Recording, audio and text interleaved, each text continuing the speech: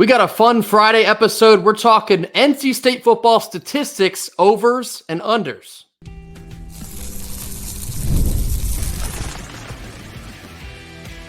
You are Locked On Wolfpack, your daily podcast on the NC State Wolfpack, part of the Locked On Podcast Network, your team every day. What's up, Wolfpack Nation? It's time to get locked in with Locked On. Thanks for making Locked On Wolfpack your first listen each and every day. We are free and available wherever you get your podcasts and on YouTube, part of the Locked On Podcast Network, your team every day. Today's episode is brought to you by Fanduel, oddly enough.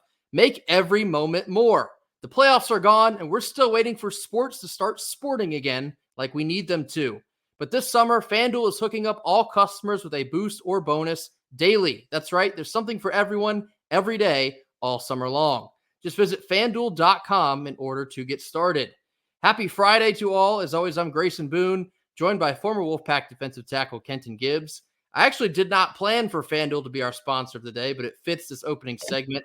Today, we're going to be talking overs and unders on Pack football statistics. Now, we closed the Thursday episode with one of those, talking about how many touchdowns that Concepcion will bring in. We set that line at 13.5. Kenton went under, I went over, and we're going to pick up right from that point. Concepcion.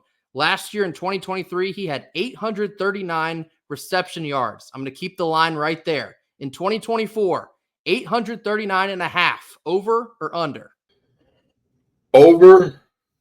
I'm not super confident in this one. I know he can do it. If we were to force feed him the ball the way that we had to last year, I'm sure he would do it. But the question isn't whether or not he can. It's will he in an offense that features many more weapons. I think he will slightly, though. I'm not sure if he reaches like 1,200, but I think he gets up to a band. I think he hits 1K this year. I agree. I'm also going over, but I think it's going to be really close. I think he's going to be right around 900 when it's all said and done. I think with all the new weapons brought in and the awareness has to be everywhere else on the field instead of just on him, I think that's going to open up a lot more explosive plays for him. So I'm going to go over 839.5 reception yards. Sticking on KC before we move on here, Concepcion threw 3 passes last year. Over or under 3.5 passes thrown for Concepcion? Under. I mean, there's only so much that you can use a trick play before it's no longer a trick. And I remember Thayer Thomas did a similar thing where he threw a couple touchdown passes. And with all due respect, I think our current offensive coordinator has a little bit more creativity in mind than our former offensive coordinator. I want to say under. This one feels like a push, but I'll say under. See, my initial reaction was also under, but the longer I sat here and thought about it, I'm like, I don't know. Maybe Anai gets crazy with it this year, and perhaps he'll go over. I, too, am going to stick with under, but I think this one may be closer than a lot of people would anticipate. I think he's going to throw probably 2 passes, but we'll see. Moving on to Grayson McCall, QB1. In his 3 fully healthy seasons at Coastal, he averaged 2,559 pass yards per season. I'm going to keep his line right there. Over or under 2,559.5? Over, and he'll be asked to throw the ball more than he was at Coastal. That the triple option system that they had, it was predicated on putting defenses in stressful situations and also slight misdirection in terms of when defenses thought they had them figured out. But that misdirection was primarily through the run game. And so while Grayson McCall was the trigger man making the correct decisions and all that good stuff, I don't think he had the type of weapons around him nor the system that truly was like, hey, we're going to emphasize your pass. That's it. That's all. That's it. That's what we're going to work with in a way that I think Anai will. So I'll go over. You took the words right out of my mouth. The weapons and the system for McCall here at NC State, that's going to push this number over. I think when it's all said and done, he's going to end up somewhere in the ballpark of 3K. I think he's going to break that 3K number, and it will be a spectacular season for McCall. Sticking with Grayson McCall here, in his 3 healthy seasons at Coastal, he averaged 24 1/3 passing touchdowns per season. I'll keep the line right there. 24.5 passing touchdowns for McCall. Over or under? This is tough. It's going to get a lot tougher from here on out. 24.5. I'm going to say 24.5. I'm going to go over because I believe if he gets that 3,000 to 3,500 passing yard range where I think he'll be, I want to say he gets over that. Yep. The only thing that gives me a little bit of hesitancy is we have a short yardage back who can finish off drives in a way that we haven't had since Reggie Gillespie. And so I'm comfortable with going over here, but I wouldn't be shocked if Jordan Waters ends up eating a bunch of those, 1, 2, 3 and in touchdowns and ends up killing it there. Yeah, disclaimer, the rest of these offensive ones, they're going to be a little bit tougher to answer. I, too, am going to go over. I think McCall's going to end up somewhere around like 29 or 30. If his passing yards do get up in the 3,000s, then subsequently those pass touchdowns are more than likely going to be in the 30s as well. So I'm going over on that one. Now getting into the other wide receivers. We'll start here with Wesley Grimes. 499.5 reception yards, over or under? That's a good one. That's a good one. I think Wesley Grimes ends up being your wide receiver 2 across from KC. So I say over. I say he gets about 700. Feels like a good place for him to land at. So I'm going to say over. These wide receiver ones are probably the hardest ones to answer because they are so variable, meaning that Wesley Grimes didn't play a whole lot at Wake. I'm going to touch on Noah Rogers here in just a second. He hasn't played at all in college. Dakari Collins kind of worked his way into the lineup near the end of the season. So these are difficult to answer. For Wesley Grimes, I think his potential is nearly limitless. So I'm going to go over on this one. I think he'll finish somewhere in the late 5s, maybe even 600 reception yards here in 24. Now it's Noah Rogers. I set this one at 399.5 reception yards, over or under? This is I'll say Noah Rogers goes over this because I feel like we're gonna have a Noah Rogers game where he goes off for like 150. It's coming. And I feel like without the Noah Rogers game, I'm not sure if all season he'll have the amount of snaps to do it. I'd love to see it. And I'd love to be wrong. I would love to look back at this and say, what were we thinking? Saying Noah Rogers 400. I would love to look back at it like that. But I have a strange feeling he's going to clear this because of that massive game, that Noah Rogers game that's incoming.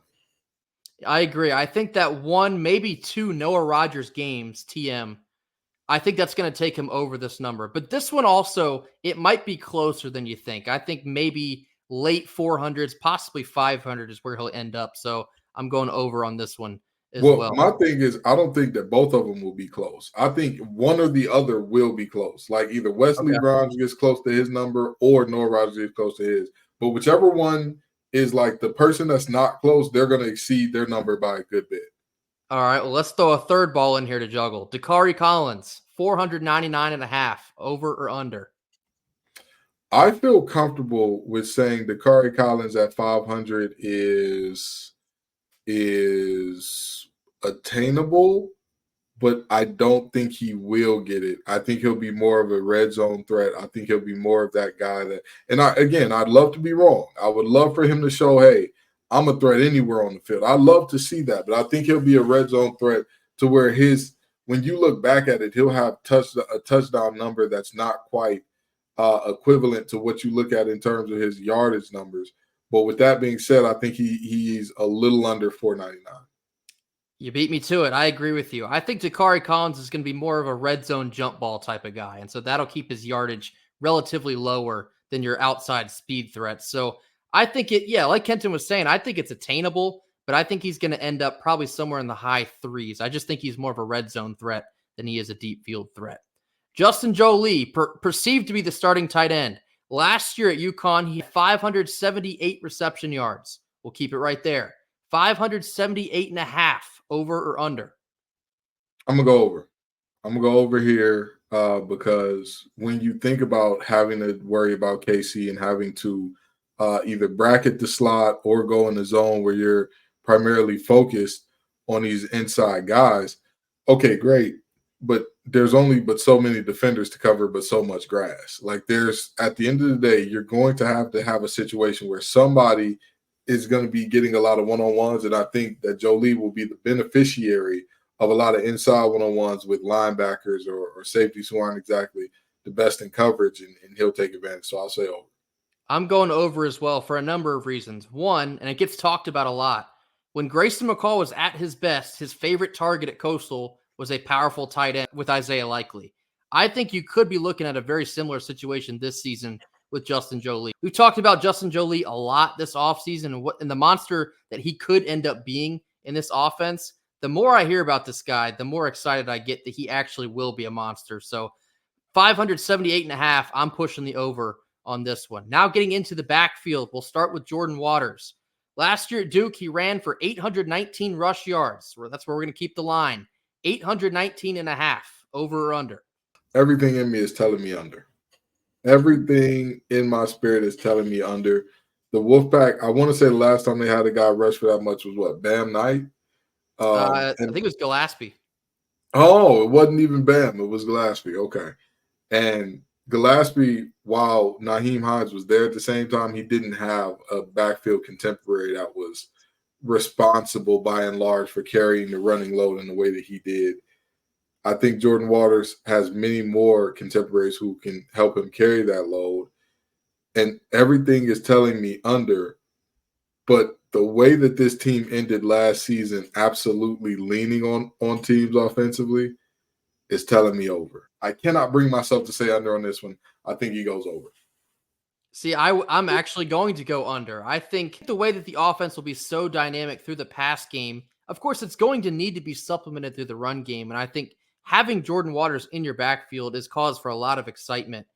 I think his number is going to end up really close to 819, but I think it'll be just slightly under. I think he's kind of an excellent season, but he's going to be also asked to be catching balls out of the backfield. I think they're also going to supplement some Duke Scott, maybe some Kendrick Raphael in there. So maybe that'll take away a couple carries here and there, but I think he'll go slightly under 819.5.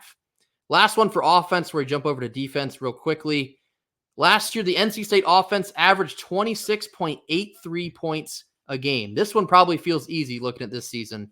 26.5, over or under? Over. Yeah. For reference on how attainable 26 is overall, when Iowa was looking to fire its offensive coordinator, who was the coach's who was the head coach's son, the number that they set was 27 points per game. Yikes. That was the exact number, 27. Now, the number, Grayson, you just gave me was what, 26.5? 26, yeah, 26.5. I think you can beat a number that's so low. It's like, listen, we don't want to get rid of your son, but if he doesn't achieve this, we have to. I think we can beat that with a phenomenal nepotism-free offense. I think we can do it. I'm going to go over. Here's a tough one for you. Switching over to defense. The Pack defense gave up an average of 20.16 points a game last year. So we'll set it at 20.5. Over or under? Over. I don't see a world where the defense is that good again. I would love to see it. Actually, let me rephrase that. I'm not, because saying I don't see a world where a Tony Gibson coach defense I was going to say, don't doubt our guy. Spectacular things. That's insane. That's foolishness. But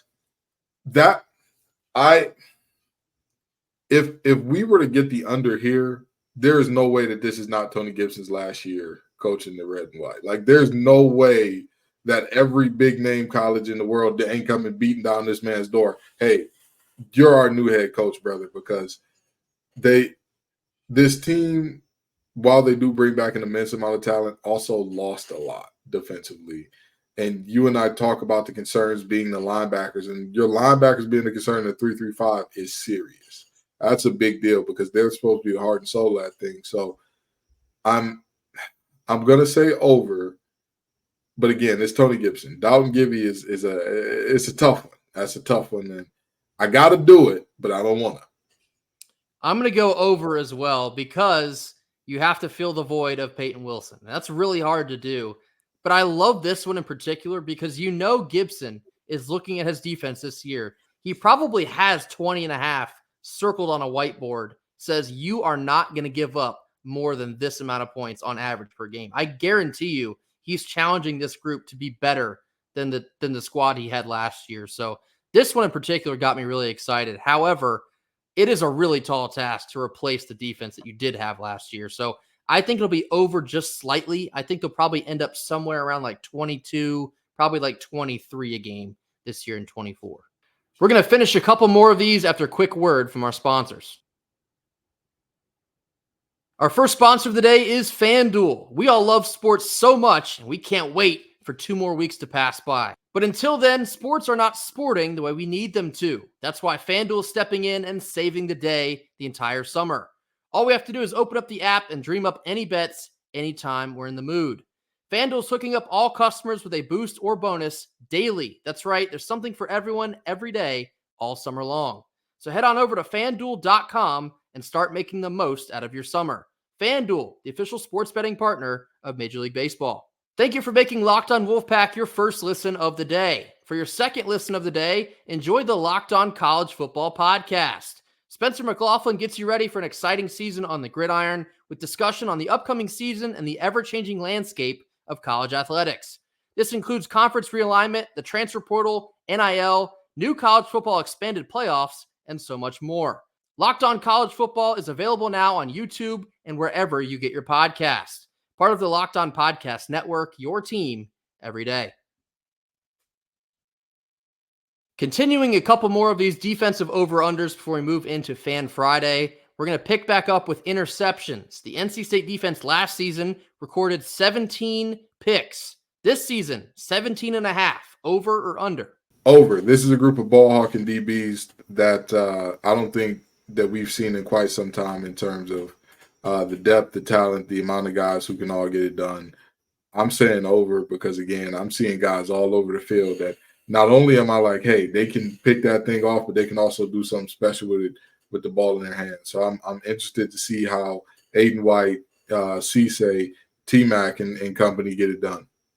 This secondary feels like it's much deeper than it was last season, but I also think that they're going to be tested this year, and so I, too, am going to go over. I feel so much confidence in this secondary and their ability to lock down several different parts of the field this season because of that depth and experience and just flat-out skill. Like Kenta was talking about, we got ball hawks scattered all over our secondary here in 2024, so I'm confident they're going to clear that 17.5 number.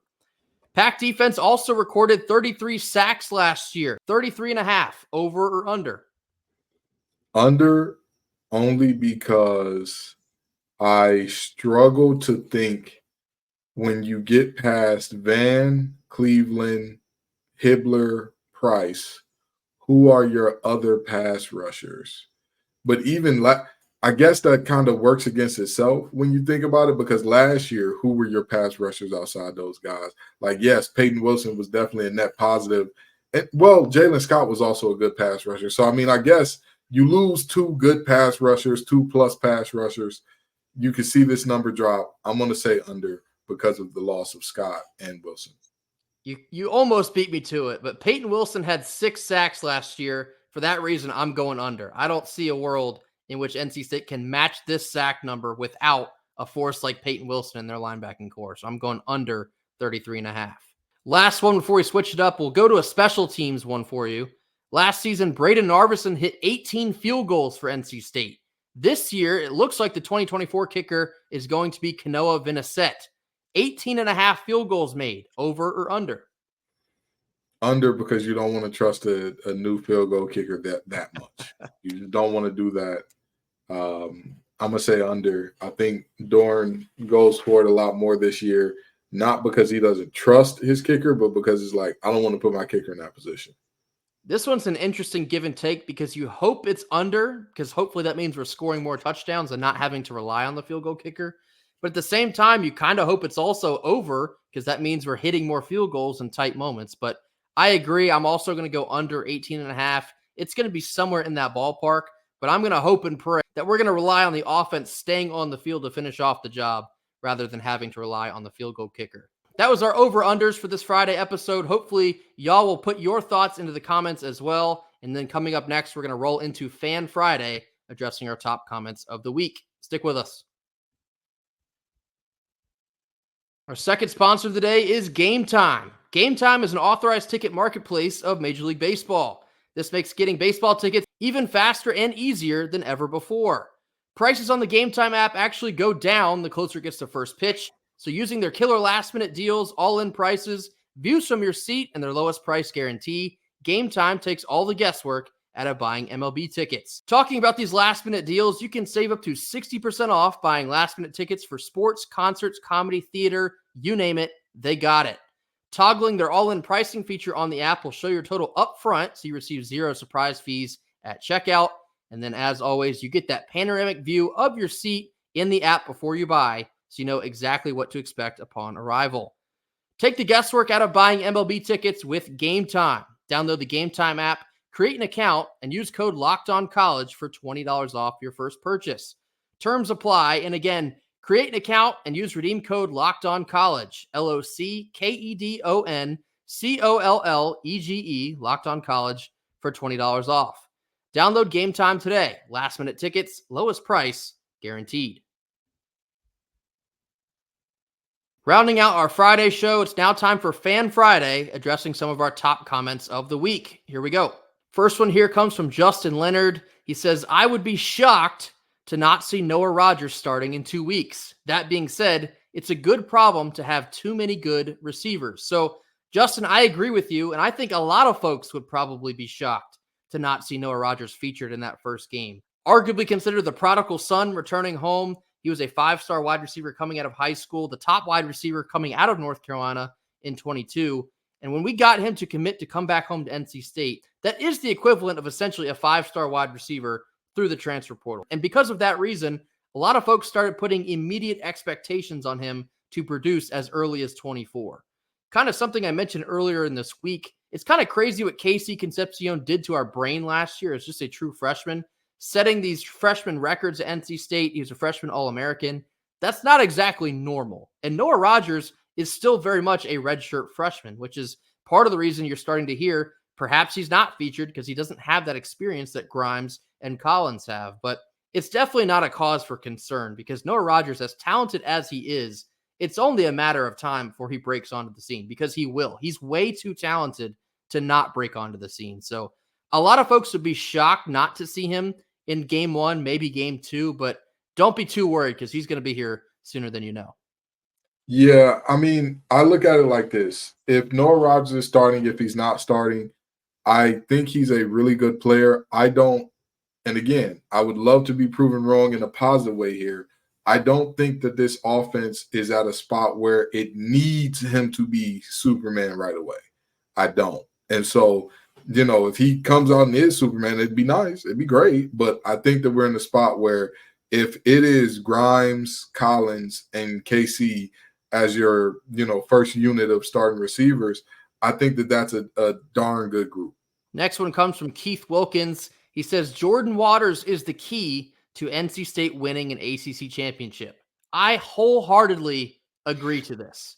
Jordan Waters, a third-team All-ACC running back last season for Duke, his level of consistency and his level of production is not something we've seen at NC State in quite a long time. Probably say dating back to Reggie Gillespie back in, 2018? It's been about 6 years since NC State has featured a running back that can consistently get it done over the course of an entire season. Not just breaking off a long run here and there, but the short yard back as well. We've struggled at some points, especially goal line. I keep thinking about that ECU game where Demi Sumo gets stuffed and then no flag is thrown as he gets pile drive 20 yards backwards. We've struggled a lot in red zone situations, just punishing the ball into the end zone to finish off the drive.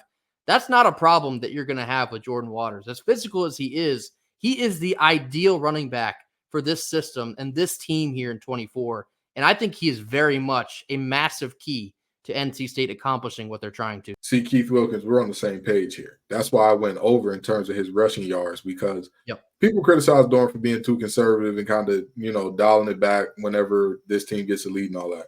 But you know why those criticisms exist? Because we couldn't run the damn ball. Yeah. If you can run the ball, you can get conservative because all you're doing at that point is eating the clock. You have a lead, you chew the clock. That's what Dorn wants to do, and he hadn't been able to do because there was either the O-line wasn't it, or when the O-line was good, the backs were very blah. I'm telling you, this is a good combination of a very good offensive line with a very good running back, and I expect Jordan Waters to carry us home in plenty of games. I'm expecting it to be All right, we just need 1 or 2 first downs to ice it. And Jordan Waters finds a way to get to that imaginary yellow line that's on your screen. The offense has been far too one-dimensional to stay balanced consistently. Jordan Waters completely changes that for NC State. Next one comes from the Devil's Advocate. He says, also, did you guys see that tweet of Tom Lavolsi, the Savage Wolves guy, saying to expect a national championship with our personnel and coaching?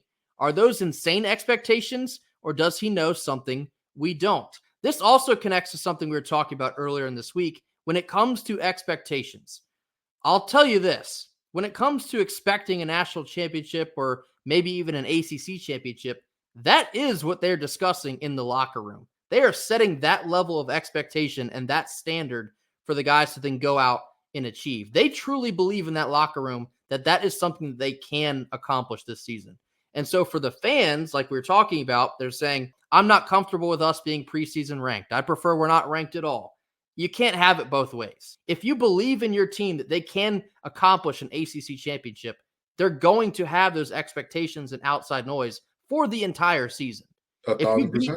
If you beat Tennessee in Charlotte, it's only going to get louder. If you beat Clemson in Clemson, it's going to be louder than it probably has in the last 22 years, which is the last time we beat Clemson at Clemson. You cannot avoid the outside noise and the expectations.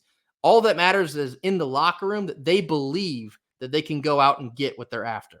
Grayson, I love the speech there. I love the that passion that you had there. Makes me want to run through a wall, put on my pads one more time. However, these expectations are absolutely insane. I think NC State is moving firmly into tier 2 territory.